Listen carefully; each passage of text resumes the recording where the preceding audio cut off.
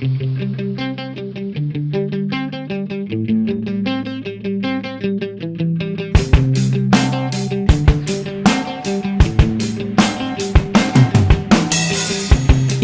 ka na ng eroplano. Okay lang baby, wag kang magbago. Dito ka lang humimbing sa aking piling antukin.